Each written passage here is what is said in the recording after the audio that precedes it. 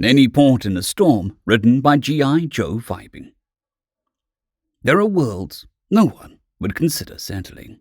Radiation-blasted worlds devoid of much mineral value. Worlds with toxic atmosphere. Worlds with volcanic conditions so harsh you may as well be trying to put down in the middle of an oven. Worlds with such high gravity as to make life anywhere other than on top of a grav plating impossible. To the prospective settler, these worlds are utterly worthless. To the long-term planner, they are likely to be considered in terms of their pure material total. Material that could eventually be used to construct orbital habitats of much greater quality. Such is the fate of Osdorus, a horrid little world found in orbit of Vega.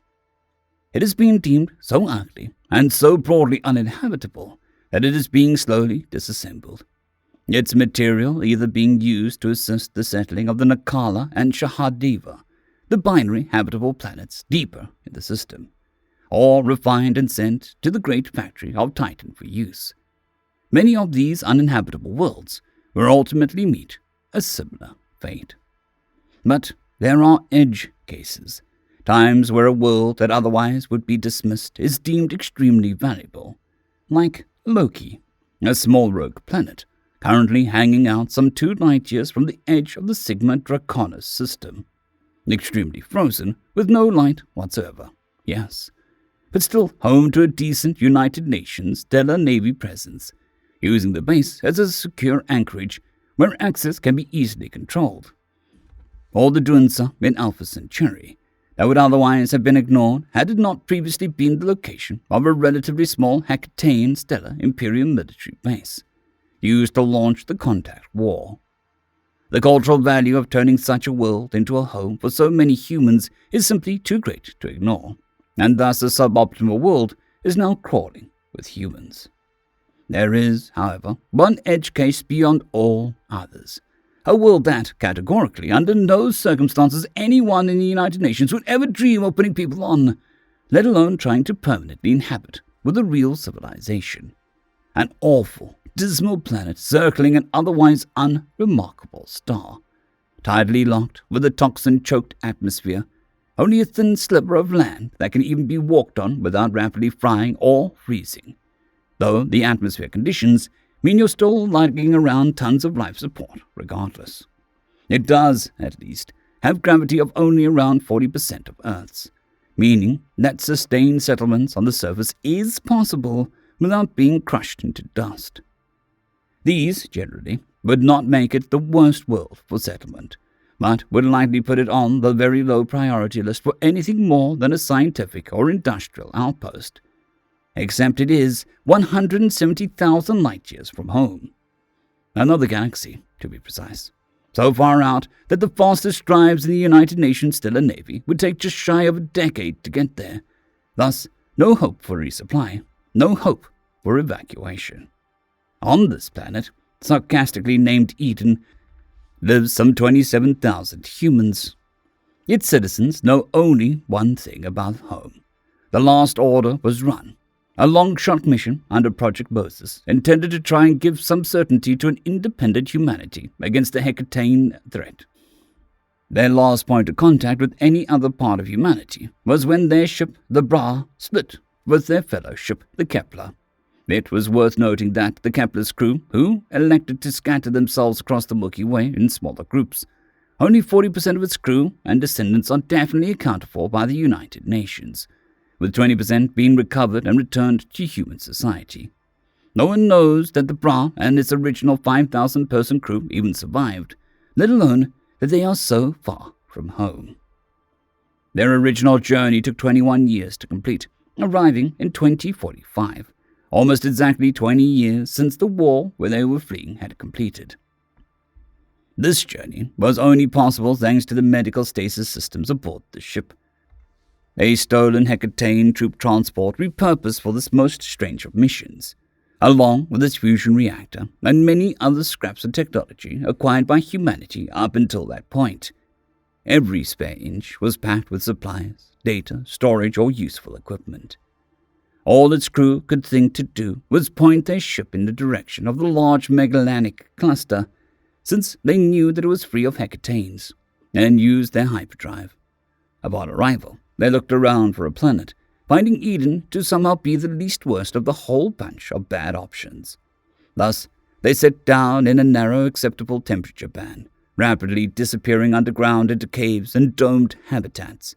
Every single useful part of the bra disassembled for materials and tech.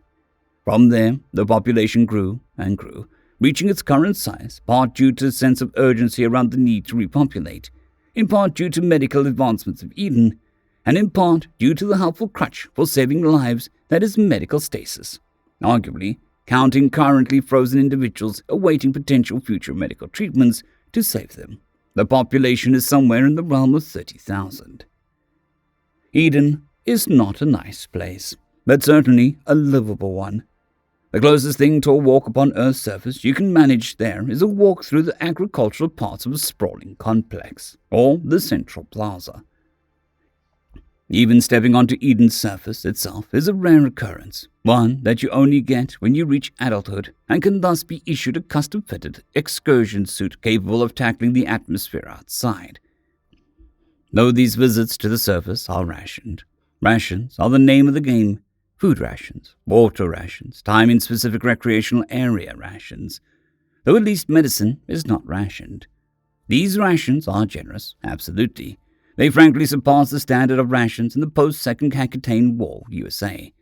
But they are still rations. Not that the citizens complain, for they view it as the only option.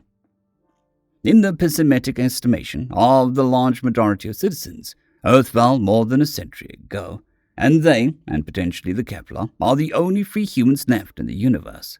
For the remaining civilians, this is only one possibility of many, with their preferred options ranging from Earth's victory, ironically more pessimistic than the actual reality, to an ongoing stalemate too dangerous to return to mutual destruction on all sides.